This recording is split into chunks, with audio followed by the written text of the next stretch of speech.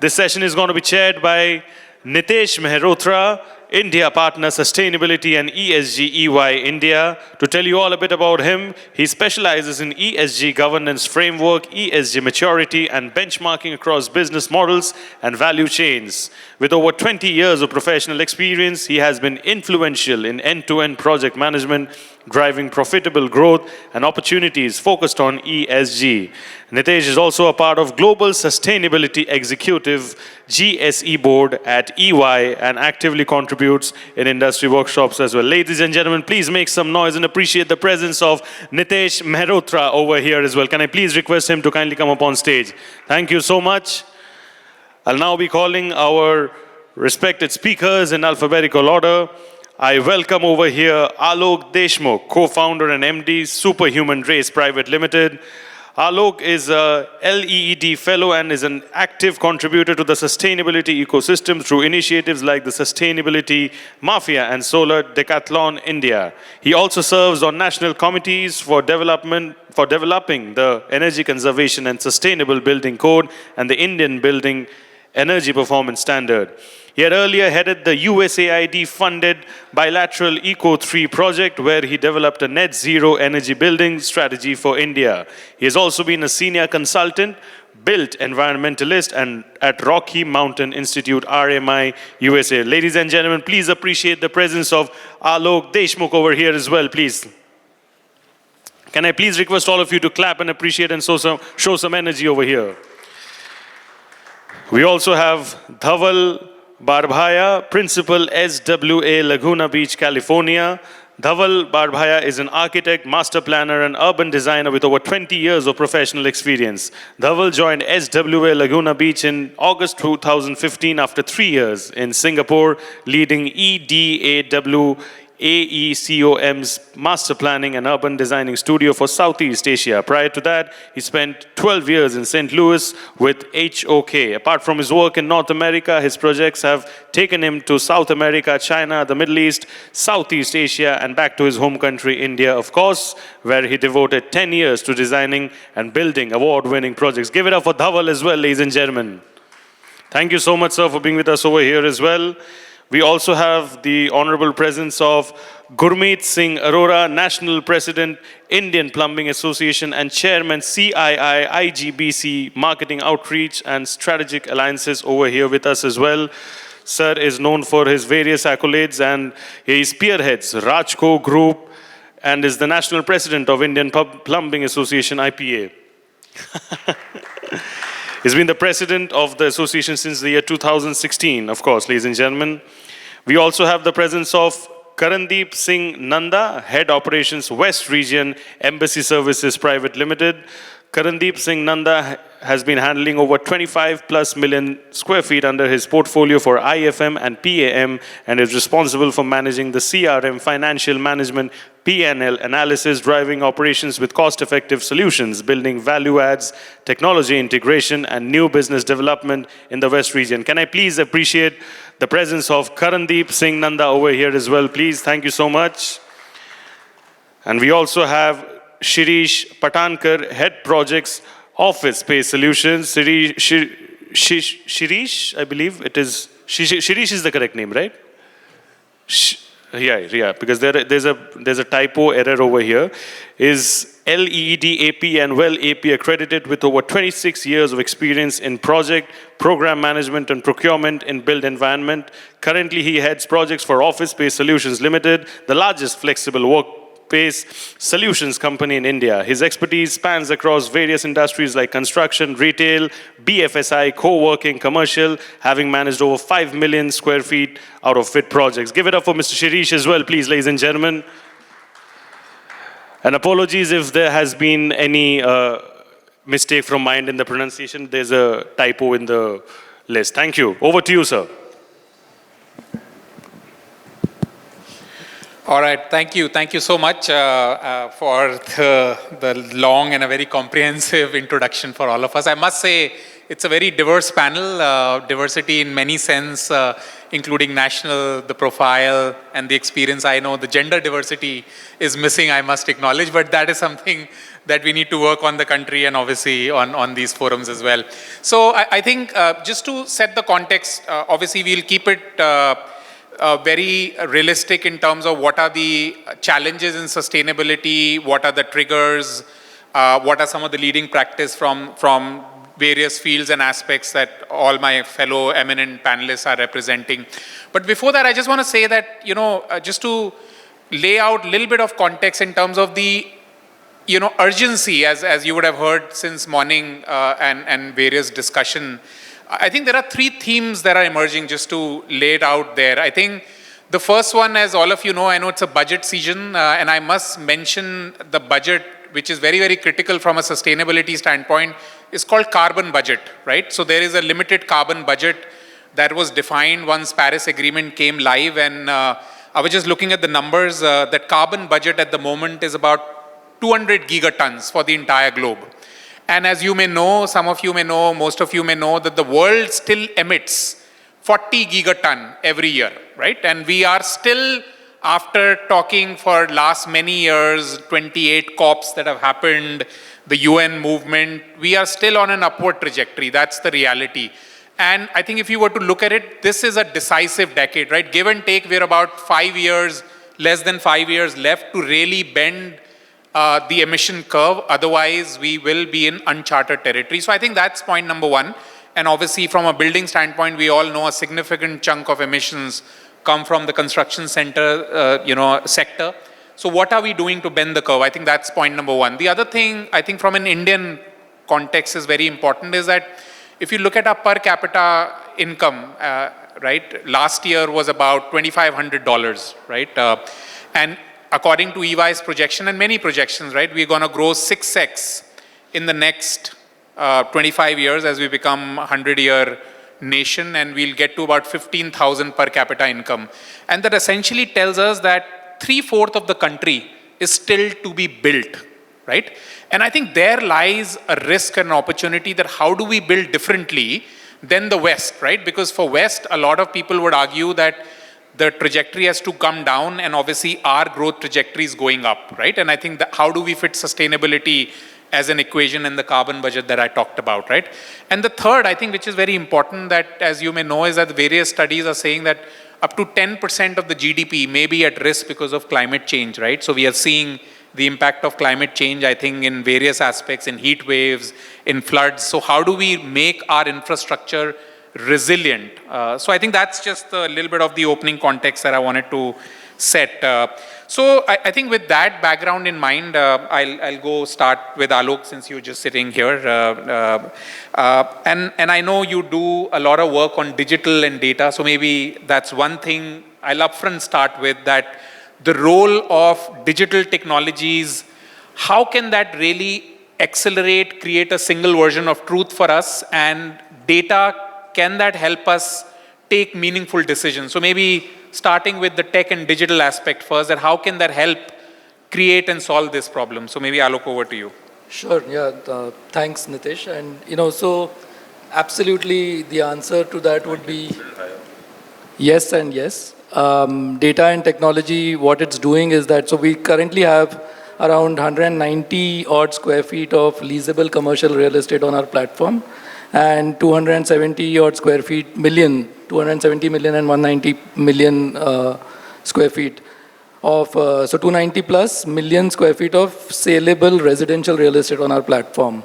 And what data and technology is helping do is a couple of things, is that it's bringing together seemingly disparate data sets and bringing opportunities to light that have a business case.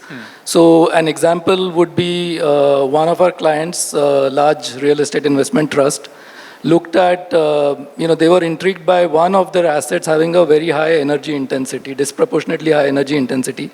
And they looked at that in relation to the water intensity, water intensity being a proxy for human occupancy.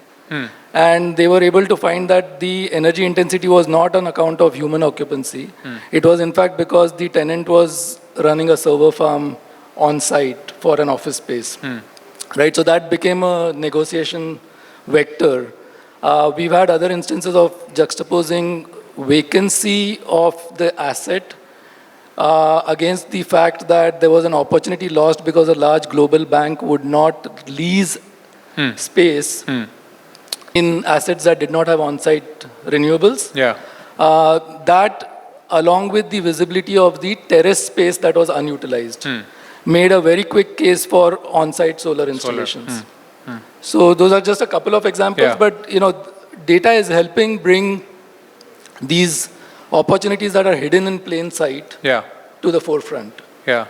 No, that's very interesting. I mean, data can then tell us and we can take meaningful actions with the data, but and maybe we'll come back to that later, Aalok. I know that getting real credible data, I know many buildings which does not have water meter, digital meters, right? Things are not captured at the detail level. So obviously analyzing that to the degree that you need to make meaningful actions may be a challenge, and also obviously the data which is outside the building, which obviously needs to be tracked as well. So yeah, I think very, very important point, Aalok. So thank you. We'll come back to that as we move along. Dhaval, coming to you, I know you represent a global organization. You do a work in India, outside India, from a design standpoint. So what in your view are the key design considerations that India needs to keep in mind as we build our infrastructure? As obviously we are a growing economy, right? As I said, 3/4 of the country still to be built. So what are you seeing, and are there learnings from the West that are worth incorporating, or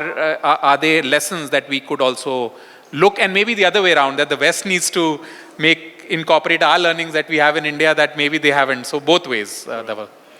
Well, let me start, from the planning standpoint. I mean, I've been doing planning, urban design, landscape architecture, for more than 2 decades, and I think, most of my work's been in the US, China, and other parts of the world. And interestingly enough, I wouldn't name who I was talking to this morning, but again, they are into large development. And the thing that I'm really interested in India, kind of getting into is look at environmental infrastructure, because, if you look at the growth of India in the last 2 decades, we've been investing a lot of money, just as country and various states, investing a lot of money in hard infrastructure. So you see bridges, highways, road, tollways, now you see ports and new airports are getting built. But everything that's being built, is being seen from hard infrastructure standpoint. If you start to think about our cities, and, especially, in monsoon season, Mumbaikars always see that, you always see flooding, you see, issues related to water and, stormwater, drainage, etc. And if you start to compare that with, what China did, for example, in last 2 decades. We used to do a lot of work in China where it used to be very private developer focused. And then suddenly in the last 10 to 15 years, we saw governments shift from private development, just building tall building, high-rise residential. We started to see the focus shifting to building sustainable cities. So you actually start to see all the natural drainage ways, getting cleaned up. New trails, waterfront, walkways, bikeways, trail systems getting put in place. You don't really see that happening. And one of the projects that comes to my mind is, recently I was reading about Dharavi getting redeveloped, and, it's right next to Methi River. You have area like BKC, pretty much fronting that. And in any global city, that would be your frontage, that would be your natural frontage. That would be where you have beautiful promenades, you'd have beautiful bridges, you would have... That's our plan as well, but yeah. And I feel, there's a lot of things that are happening, when you think about from federal government and state government standpoint, it's being spent in hard infrastructure. It's not getting spent in software infrastructure, because natural infrastructure is the way to do it.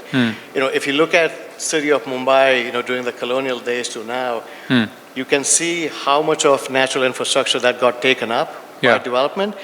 And, you're not going to be really returning city back to nature anytime soon. But if you start to really establish natural infrastructure in a way, that can be meaningfully be measured, like if you function like nature, then you start to kind of, mimic nature's way of, behavior. One thing I would add is recently, in just about a year or 2 ago, we were working with city of Riyadh in Saudi Arabia, and there's a program called Green Riyadh, and they have a beautiful program that basically, and their aim is to plant 10,000 trees across the city. Yeah. Because you're building, you have a capital city in the middle of the desert. Yeah. And, that's a pretty lofty goal to have. Even if you end up planting 1 million trees, that's still an amazing, achievement to have. And what we need to start to do is, we need to start to set some higher goals. Just simply looking at our city's current infrastructure, roadways and greenways. If you really start to take care of that in terms of, how you protect and preserve, and then especially water problem, you're really going to have to, look at our water system and water infrastructure more comprehensively. So, I can go on and on in terms of, how we do that. But, the focus on hard infrastructure is necessary, but you cannot forget the software infrastructure, the environmental infrastructure that goes with it. Yeah, no, that's well said, Dhaval. Obviously, I think mimicking nature, I think it's a great thing. Nature has a lot to us to offer. So I think how do we do that? Having resilient infrastructure, I think is important. And with increased urbanization in the country, correct, I think is very important because some of these cities will become a heat zones and heat traps, right? Which is... And thermal comfort and, microclimate is a huge part of our cities. Yeah, no, absolutely. All right, Gurmit, coming to you, talking a little bit about the Green Building Council, what it does and standards and what are you seeing in terms of the industry doing well or the industry also that needs to accelerate further from your vantage point? Well, we started the green building movement in India in 2001. When we built the first building in India, which was the greenest building in the world for about 15 years. It was inaugurated by the president that time, Abdul Kalam ji. At that time, the building costed 18% more over a conventional building. We have come to a stage where green buildings now, if it's a residential building, cost less than a non-certified building by 3 to 5%, because we have 18,000 products which are certified as green. You can have recyclable content, recyclability potential, a cradle-to-cradle approach. You can have energy efficiency, water efficiency, carbon, embodied carbon, embedded, virtual water. Who has a cell phone here? Anybody has a cell phone here? Sapna, put your cell phone up, please. That guy takes 2,500 liters to make. 2,500? Liters to make. To make. One cell phone. Yeah. Takes 2,500 liters to make, and my daughter wants to change her cell phone every year. Yeah. Right? So does my wife play on it all the time. Yeah. So what I'm trying to convey to you is that every product has embodied energy, embodied carbon, embedded energy or virtual water. Yeah. So it's very important to study what goes in a product and whether it's green or not green. Is there recyclability potential, energy efficient, water efficient? Yeah. We are working on net zero water, net zero energy buildings. Our own headquarters produces more energy than it can consume. I have 125 employees in my headquarters in Hyderabad, IGBC headquarters. But we give to the grid, we don't get any money, but doesn't matter. Our energy bill is zero. Yeah. So we have now the largest rating systems in the world. We have 32 rating systems and we rate anything that is constructed. So the 750 metro rail stations in India, all IGBC certified. If I talk to you about the last, we have a reverend rating for temples. Right. Because we don't give a platinum, gold, silver to a temple. We say we are nobody to rate a place of worship. So we, whatever changes we can make, we make, and then we give them a reverend there are rating. sensitivities involved in. But if you look at a metro station, it's air conditioned, there are no public toilets. Right. If you look at a railway station, there are public toilets. Some stations you can stay. Hygiene levels are higher, so there's no air conditioning, so the energy is less, but the water is more. So every typography of project requires a different rating. An affordable building will be separate, and we are building a lot of affordable housing now in India, or a new construction, commercial building where we want to, because in a commercial building, water and energy has to be saved. An existing building, you can't change much. We went to Tata headquarters, Bombay House. And we gave a gold to the chairman at that time, Cyrus Mistry. And he told me that, boss, I don't want this. He refused to take the shield. I want a platinum. Now that Rakesh Bhatia is not here, he's gone out. He was the consultant, EcoFirst, Tata Consultancy. And we said it's a heritage building. You can't put a nail here, you can't remove a nail. And how do you expect us to change the HVAC system and everything? Luckily, we allow solar off-site. And then we were able to get platinum points and then actually give them a platinum. So like this, we have done a lot of iconic projects, the Kedarnath Temple Complex, the Bombay Airport, now the Jewar Airport coming up in Noida. An airport is a different typography. Right. Now, can you imagine saving 64% energy in the Goa Mopa Airport, 58% water, planting 40 lakh trees, making it a carbon sink. So there are lots of, green makes business sense, it's not expensive. Commercial buildings cost 3 to 4% more, but then your ROI may be 6 months. So it not only makes business sense, can I say something? It'll take a minute. Please. We are working with Tata Consultancy, we are working with Wipro. They have reported 15 to 20% increase in productivity rates after they were certified green. A green building improves your health parameters by 20%. You go to the Paharpur Business Center in Delhi, all the medical parameters of each employee is tested every 6 months. The neighboring building, and it's a very polluted area in Nehru Place. The neighboring buildings' parameters are 20% worse. So it not only makes business sense, it's good for your health. For health and maybe well-being. one good excuse to get people back to work rather than work from home. The problem is that in a green building, people have to look at the watch and say, oh shit, it's 7 o'clock, I have to go home. So that's the problem that some employees face, in green buildings. Sorry, thank you. No, that's very interesting, Gurmit. So just if I may follow up on that, what percentage of India's infrastructure is green by any standard? Has there been some study? And also the existing infrastructure, how do we adapt them to make it green? Well, I feel we are in for some very exciting times. Right now, we are at 1,200 crore square feet of green footprint, IGBC. Let me tell you, IGBC got leads to India. And we used to give a leads IGBC certification till they increased their fees and whatever happened internally, and then we had to go into our own ratings. There is a lot of opportunity because the government of India now, the Ministry of Housing, Urban Affairs, where I'm working very closely, the Jal Shakti Ministry, Ministry of Power, they are all working with us. So I feel my target is that by 2030, all new constructed buildings must be certified green, because what you can measure, you can monitor. Like you were talking of water meters. Which home has a water meter? Correct. Absolutely. So how do you know what your real water consumption is? I stay in an affluent society. I get 135 liters of water per head per day. And then 50% of my water comes from tanker water. And believe me, even a Sardar's hair is receding. If I take off my turban, you'll see even my hair is receding because it's all hard water. Right? It's all dirty water. And 70% of communicable diseases communicated through bad quality of water. Cholera, typhoid, diarrhea. Diarrhea takes away more lives than the Gaza-Israel war or the Ukraine-Russia war. We lose 3,000 children every day to diarrhea. Every day. And what are we doing about it? We have a program now, Amrut 2.0, where we are looking at 4902 cities, drink from the tap, 24/7. I'm working with government on that also. And so, a lot of things happening in the country, government is supporting. So I'm very hopeful that all existing buildings, by 2030, I would like to, by 2047, I would like to convert them to green. That's why we are working with government. And all new construction after 2030 must be certified green.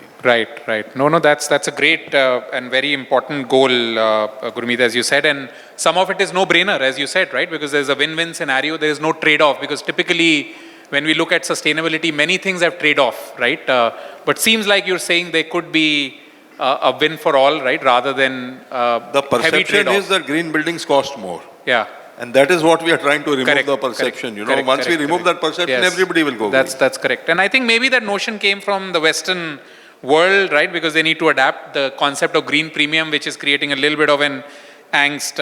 So well said. Thank you, Gurmit. So Karandeep, coming to you, you manage a lot of area. So when you look at maintenance from an operational standpoint, are there some good practices that you're embedding that our audience and other sector could look at?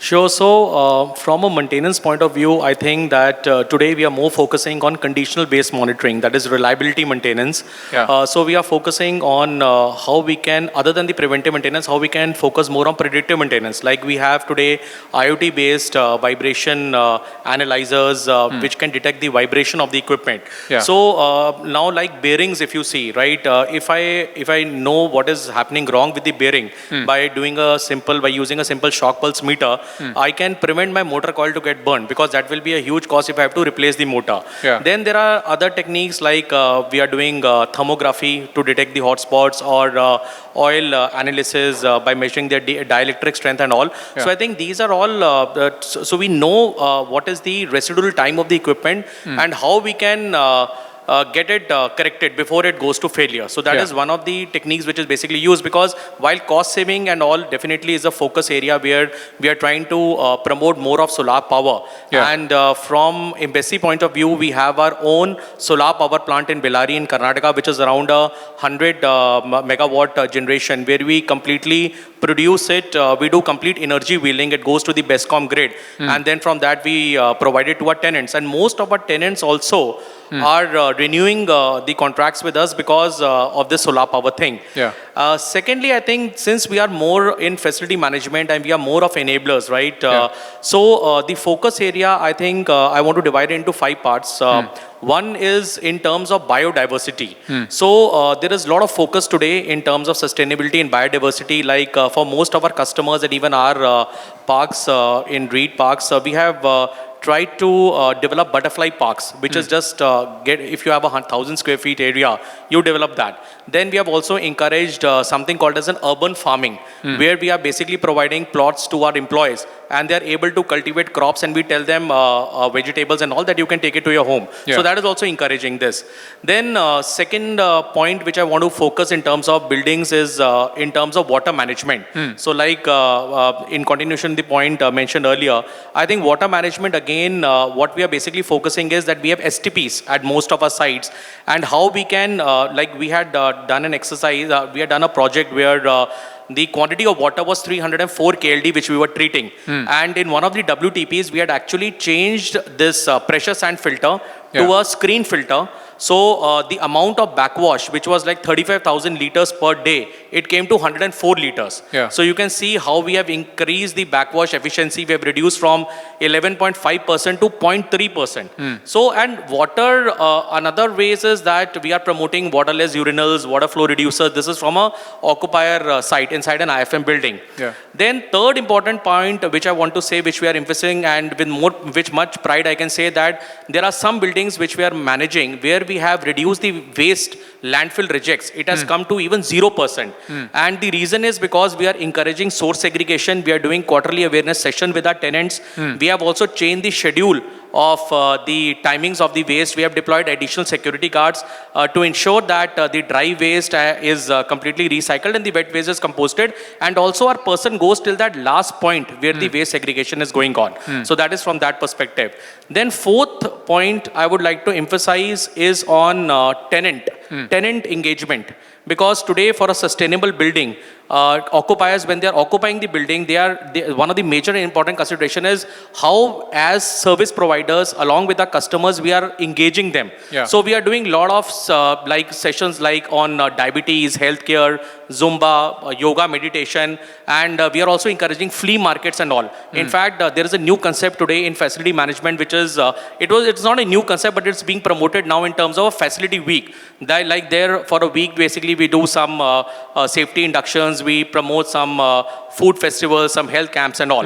So this is on tenant engagement. And the fifth important point which I would like to touch upon is on diversity, social equity framework, because most of the occupiers today, when they want to invest in the buildings or the tenants, they want to also invest in those buildings which are encouraging these PWD practices. And diversity is about 3 Gs basically. It is your gender, geography and generation. So how I can have a mix of the old age employees with the youngsters or Gen Zs, and how I can have a mix of the geography and all. So again, there are a lot of inclusion strategies today that we are encouraging more than 2% PWD employees in our parks. We are encouraging more women recruitment. And also recently we have started doing a workplace survey to assess and to analyze and increase the inclusiveness of an organization culture towards this DI. So we do a survey where we take the feedback from the employees, and based on that we formulate an action plan and all. So these are some of the areas where we are implementing from an operations point of view. Yeah. No, thank you, Karandeep. That's very helpful. I mean, you're looking at holistically and also providing a better experience to your end consumer, and we'll touch upon some of those as we move along. Shirish, coming to you, I knew you represent a co-working space. So how do you see this, and what's the proposition from your business model standpoint embedding sustainability? So I'll tell you, we are doing a bit of all what they said, but we are missing one important parameter, which is S in ESG, which is social. Two important points that we are doing is we talked about energy and all, right? We missed a large part of fuel, which is transport, right? So what we are doing is we are building offices which are work near home. Right? Okay. So optimize the travel. Optimize the travel and then fuel, and then obviously it reduces the carbon footprints also, and it then benefits the... Shishir, my wife will come over then. Huh? As long as they can get out of home, it's good, because there's still a lot of people who want to work from home. So that's good. We can discuss later. We can build one office near our home also. And then second important point is we are doing a lot of tier 2 locations. Right? That reduces a lot of migration from tier 2 to tier 1, and then it reduces the amount of load rather than urbanization which is happening, right? And all. So these are two important points. Apart from that, we are doing a bit of everything what we've talked about. One important concept that I would like to mention here is, and we Indians are very good at it, which is there are 5 R's, which is refuse, reduce, reuse, repurpose, and recycle. So if we start doing this in our fit-outs, right from design stage, since we talked about the design and how we copy the West and all, I always had this question from long, and I don't know why we are doing this. We have a lot of glass facades in our country, right? And if you see the southwest side, it's the side which gives the maximum heat. Right? We do a glass facade there, then we increase our HVAC load, then we create pressure on employees. Then it's a vicious circle, right? Yeah. So I don't know why we do that, right? This is one thing which bothers me from ages. So a lot of panelists are itching to answer that. So I'll let since Gurmit you said, and I know Aalok you want to come in as well. See, a green building is 3 to 4 degrees less than the ambient temperature. So if the outside is 30 degrees, inside I'm already 26, so I have to cool from 26 to 24 or 23, whatever I want. I don't recommend 23 degrees, but anyway. We do a simulation of the building for 365 days and look at where we can bring in daylighting to reduce lighting loads and at the same time restrict heat. The only way to do that is by using glass, which can bring in light and not heat. And therefore you see a lot of buildings, earlier when buildings were built, they were putting glass all over. But now you see building surface, only one side has glass. Okay? And that is a reason, there's a technical reason for that, so that we can have daylighting. And therefore you have lots of workplaces now where the lights are not on in the day, and you're still very comfortable, but you're not bringing the heat. Yeah, Aalok, you wanted to comment? So I actually, to the point that you're saying, yes, there is spectrally selective glazing, which allows the heat, but, does not allow the heat, but allows the light visible transmission in. But I do think, this is one of the things that I say, there is a building type that originates in northern latitudes that lends its name to the effect that we are seeing that causes the crisis that we're experiencing. It's called the greenhouse. Right? And we build greenhouses in the tropics. And I think the example that Gurmit is giving is a small select few people who are enlightened enough to do the spectrally selective glass and glazing by orientation. But I do think that this needs to change. We need to question, when we see greenhouses in the tropics, it basically means that the air conditioning load is 3x, which means the electrical capacity is also, 1.5 times, because air conditioning is half of the electrical capacity and so on, right? So I think that this does need to be challenged more vigorously. Yeah. I think one is a new design, the other is existing, but I think hopefully in India it's more of new development than the existing, so we don't need to look at our old infrastructure as much. So I think pivoting a little bit, I know we talked about, the business case is great, everyone should do it, yet there are various challenges, right? One would argue in terms of getting this done, it could be awareness, as we said, a lot of preconceived notions.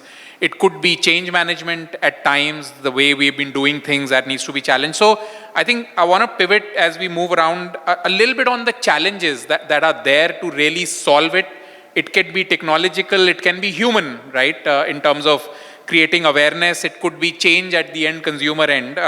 So again, starting back with you, Aalok, in terms of this whole aspect, staying with the theme of digital, obviously we can measure, we can improve. I think that's a great theme. But what are the challenges to really monitor data, right? And I think Gurmit touched upon saying, look, if the data is not being tracked at the right level, if the data is not accurate, then we may also have false results and false analysis that we may do. So how do we solve for that, right? To get credible data at an overall ecosystem level?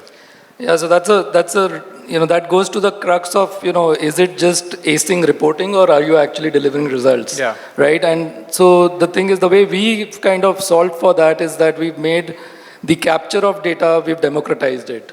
So everybody, everywhere that has data, and it could be a gate pass, a delivery challan, OT system, whichever. Whatever it is, right? Wherever a good or a service and money exchange hands, whatever evidence is there, that can get captured, because technology today allows you to do that. And, any of you who use MyGate, right? I mean, you get like so much data out of it, just from entry and exit and all those kinds of things. Yeah. So privacy could be another concern, that who's entering my house, but anyways. Sure. Yeah. But the thing is that, on like hundreds of construction sites of our clients, water tankers, gate passes are tracked. And it's evidence, it's down to the most granular node, whether it's a logbook or anything, right? So, and I've always said India is a place where you will never have perfect data.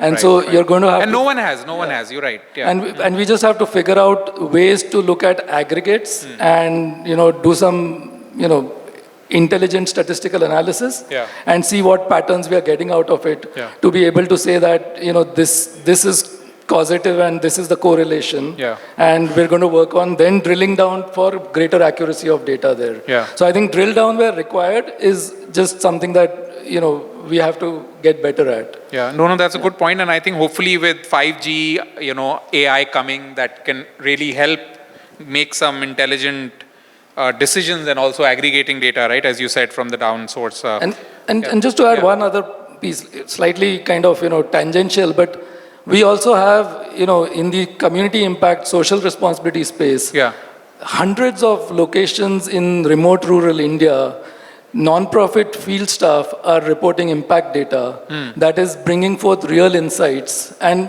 every granular node of data can today be evidenced with an attachment, whether it's a photograph or, you name it, right? On the CSR side, you mentioned. On the CSR side. And so, we're just drawing parallels from that and saying that, if it can be done in remote rural India with non-profit field staff, then definitely site engineers can do this. I agree. Right? I mean, there may be issues with real transparency. People may not want full transparency, right? Because once you have data, I mean, it tells a story, right, to your point. We do hit that wall. So at some point with some of our clients, they don't want to go any further. And in early days, we would struggle with why they don't want to go any further, and then we just kind of made our peace with it, that there's something there that they don't want us to unearth. And, so that's their call. I mean, because once the data is there, it's there. You can't really then start to manipulate, right, which you could do in a non-digitized manner. But anyways, that's another discussion. So I always say data is like a mirror, right? You don't like you may not like what you see in it. Exactly. But it is Yeah, you it's know, critical. a reflection. Absolutely. Very good point. Yeah. Yes, Shirish, please. Yeah. In terms of Yeah. data, currently we have two basic challenges. One Yeah. is the technical constraints, like all infrastructure in our facility has got different way of communication. Yes. So one is bringing that into one platform. Into one platform, yeah. That is one Yeah. challenge that we are Yeah. facing right now. And second is we have a lot of data. Yeah. That's yeah. a challenge. Yeah. I mean, we have a lot Correct, of data, correct. but we don't have sufficient tools to analyze that data. Right. And then doing a two-way communication with the infrastructure. That's correct. I think with the help of AI, probably that when we get the two-way communication, then probably using data and IoTs would actually help. Yeah. No, you're right, Shirish, absolutely. And some of it less is more, but we have so many touch points, and while technology has evolved, but still getting data from multiple platform, legacy systems is always a challenge, right? And to really then interpret in a manner that is seamless.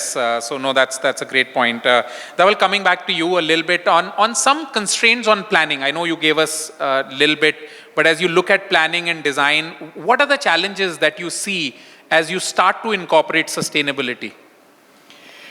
Well, I mean, right now I see big disconnect between the public and the private sector in terms of how they work together. I mean, most of the work that I've done in my 20 years in India, has always been with private sector because, there's a clear project defined. You go in, Yeah. you do what you have to do it, Yeah. but you basically do it for a private sector, and you basically do it for something that is very confined into a site boundary. Yeah.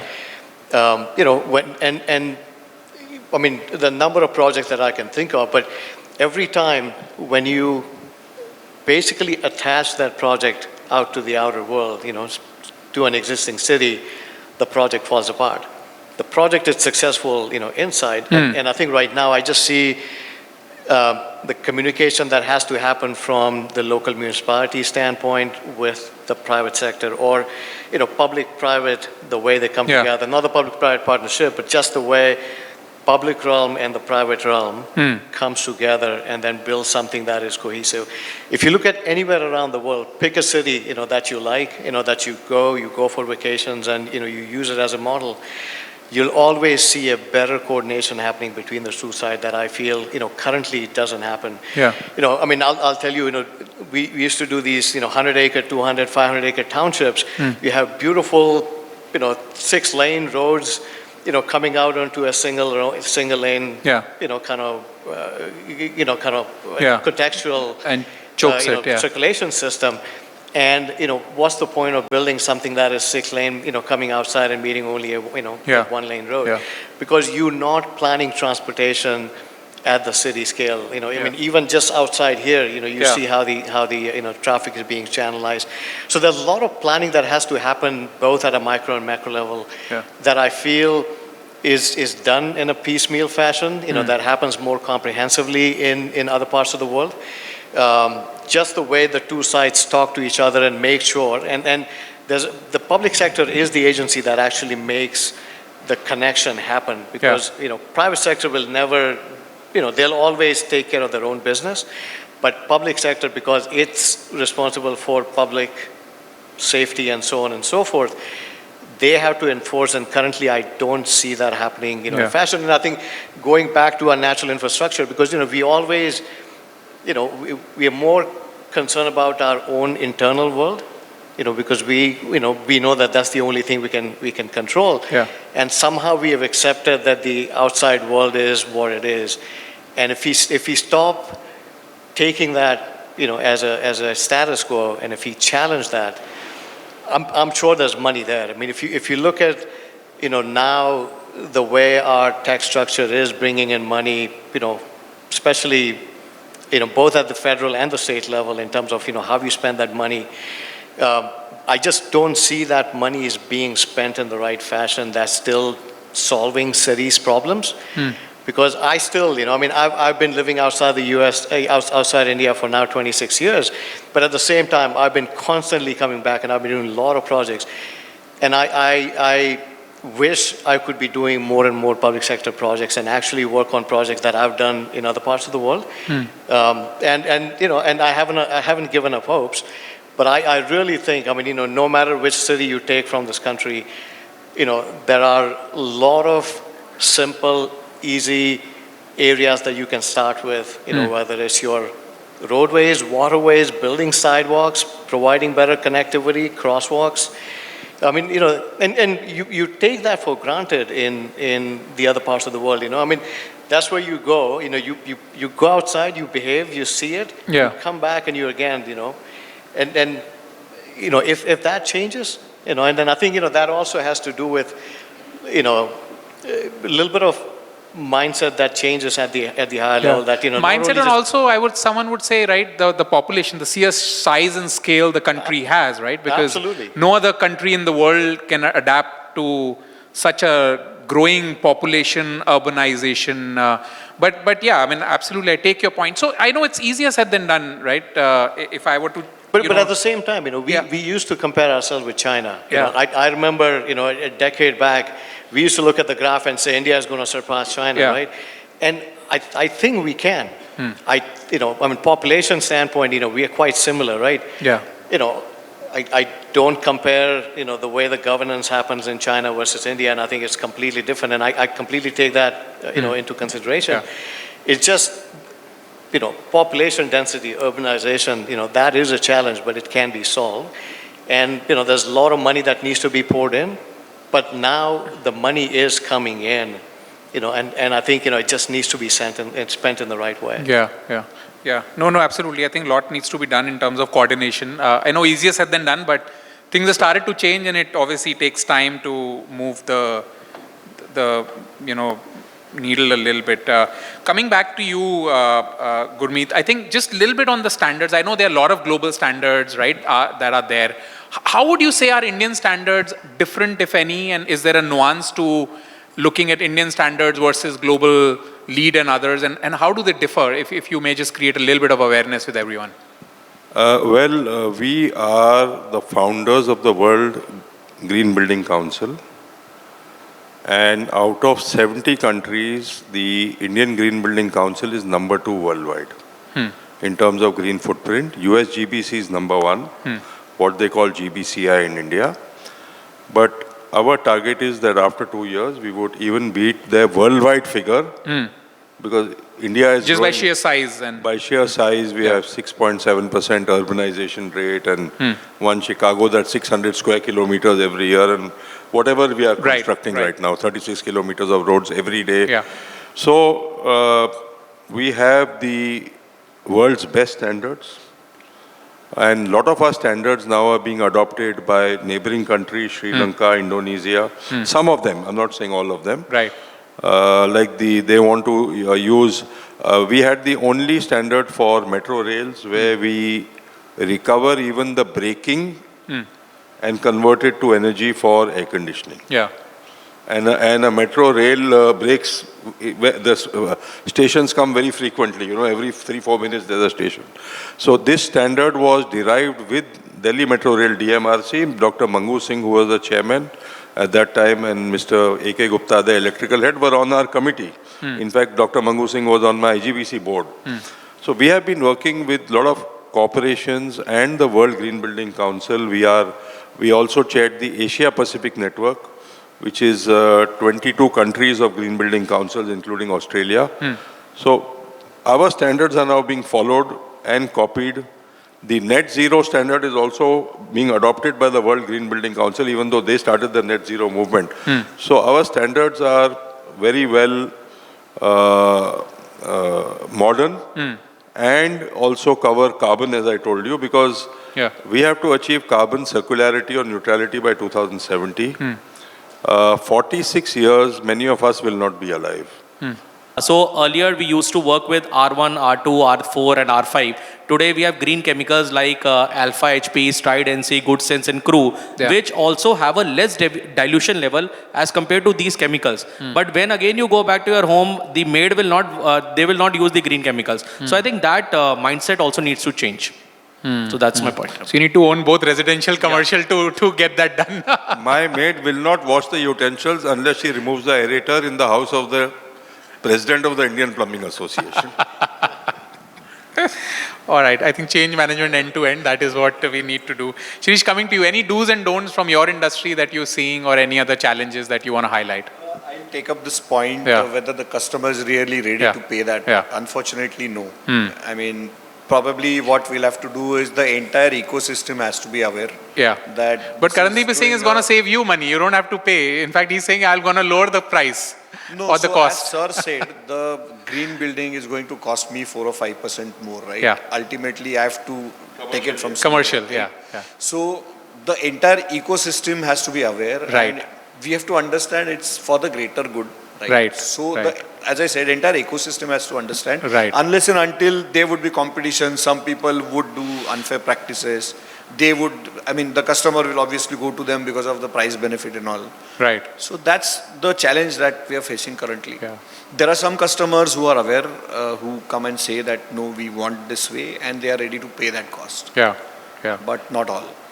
No, you're right. I think that awareness and I think that culture change that we talked about, I think is very, very critical, because there would be certain trade-offs and someone has to pay in some sense or the other for change or other bits that are there. But I think a lot of it, what we discussed is that it does pay for itself, which is great, right? In many senses, as we discussed, it's going to save us costs, right? So the win-win proposition. So I know we're coming at the top of our hour and our scheduled time. So thank you everyone, my fellow panelists, for the great insights, points. I just want to open it up if there are any other questions, comments anyone wants to share for any of us, or ask a question. Happy to take one or two. We have few seconds, so maybe a question or two, if any. So you're very articulate with your time, not one or two. We can take 3-4 questions on that note. Anybody has any questions? The floor is open for questions. This session, you get that additional cushion to ask the questions over here and not offline. Here, over to you, ma'am. Thanks. So I have a quick question on the ESG, the implementation in companies. You now have chief sustainability officers. How much of that are they? What kind of decision making do we think they really have? So I can take that, and then please feel free to add. See, I mean, I think as we discuss, it takes, as we say, it takes a village to get things done, right? I mean, sustainability officer, in my view, in corporates is an expert who can tell the science, but to get things implemented at the board level, the finance level, across the functions of an organization takes a lot of effort, right? So ultimately, I would say the tone at the top is very critical, and some of it, what we're discussing is that you need to have a good business case to be able to drive, right? And I think if that is not articulated very sharply and with data in some sense, then things not gonna move. But the jury's out that who should kind of lead it, and in some organization, it's the finance leading, some is supply chain, some is operations leading, right? Because they are the ones who have to get things done on the ground. So that's how it is. That's my view, but feel free to add, So I'll, what we are seeing, and a lot of chief sustainability officers are our decision makers that buy our tech. And I always say that the corporate activist is a really good vector for change at scale, because these are activists at heart, but they've learned to play the corporate game in terms of messaging the business case. So a chief sustainability officer is only effective if they're able to articulate the business case to the chief financial officer in metrics that the CFO understands, that has their business productivity unit in the denominator and the rupee in the numerator. I think the most effective ones are the ones that are able to show the business case with those metrics. So and there are a few that are doing it very well. But there are a few that also spend a lot of their time just acing the reporting. So, that's where I say that these are the people that are winning man of the match awards in World Cup finals that we are losing, right? So, Yeah, I know it's always a challenge, because, and to that point, some would argue that reporting is a distraction, because whatever limited time and budget you get into reporting rather than driving actions. But obviously, without data, you also can't do, and transparency. So it's a complex balance that everyone has to do. Any other question, input from anyone? Yes. Thank you, ma'am, for your question. Thank you. Just a little shift from the serious talk that we're having. Do you think rural India is more sustainable than urban India? Yeah, that's a good question. Anyone wants to take that? You cook with wood, causing cancer, You drink water from the pond where you wash your cows or your cattle and you cause disease. And you walk sometimes 45 minutes to bring water to your home. Is that sustainable? We have a green village rating system, and the biggest culprit we find is these Haldirams 5 rupees and these lays. Because you find them scattered all over, not only in your water systems, but in your soil, and they are not going to disintegrate for the next 50, 100 years, or maybe more. So villages need to be, we are now converting villages to solar. There is a Har Ghar Nal scheme, Jal Jeevan Mission, where we are looking at giving 55 liters of water per head per day. This will bring down our medical bill by 18%. There's a study the government has done. We have done a study with them. We have helped them in this, where 18% medical bill can come down of the country if we supply clean water. So you have an open defecation free program. You are shifting the cylinders from the cities to the villages so that you can have cylinder for cooking gas. And we are going to have 42 cities with pipe gas. So a lot of things happening. Currently, the hinterland of India is not sustainable. But one thing I would like to say is that we are also managing sites which are little away from the cities also. So where we do these local sourcing of those people who are work in the villages, we see that they are very adaptable to these sustainable methods. If you just teach them, they are very flexible, adaptable, and I think that that is one very positive point when we have to achieve these targets. So that is one thing which we... Change management is easier. Yeah. Okay. All right. I think, no, that's a good question, very good perspective. Anyone else? Any other question from anyone? Mr. Moderator, I have a question. Yes, sir, please. For everybody. Okay. How many of you think you are Lata Mangeshkar or Mohammed Rafi and sing under your shower? Nobody? Don't tell lies, come on. Pankaj, you do? You'll ask them to sing a song, that's why they're saying no, but yeah, if you don't, then maybe. No. Stop singing under your shower, Pankaj Dharkar. Come out, stand on your bed and sing if you can, because you're saving 100 liters of water if you don't sing. Right. So please stop singing under your shower. Please stop using your WC or flush as a dustbin or an ashtray. I've seen girls throw their hair and they flush. And if you throw a cigarette butt, you have to flush 4-5 times. Water is not there for tomorrow. We have 17.65% of the world's population, only 4% of its fresh water. We have a big problem. You will produce energy, but you won't have water for tomorrow. So please stop singing under your shower. All right, no, that's a great point. And I think, truth be told, I think water as a medium to transport our waste may not be sustainable, absolutely. I think with that, we will bring it to a close, and a great action Gurmit has given for all of us to kind of follow. So I think that's one action for the day that all of us should take back. So with that, can I give another quote? Yes. You can calculate how rich you are. You can calculate how rich you are by counting the things that money cannot buy. And money will not be able to buy you sustainability if we don't do something together. Thank you. There you go. So I think with that note, very positive note, we're going to close the session. Thank you, everyone. Thanks, my fellow panelists, for great discussion. Thank you.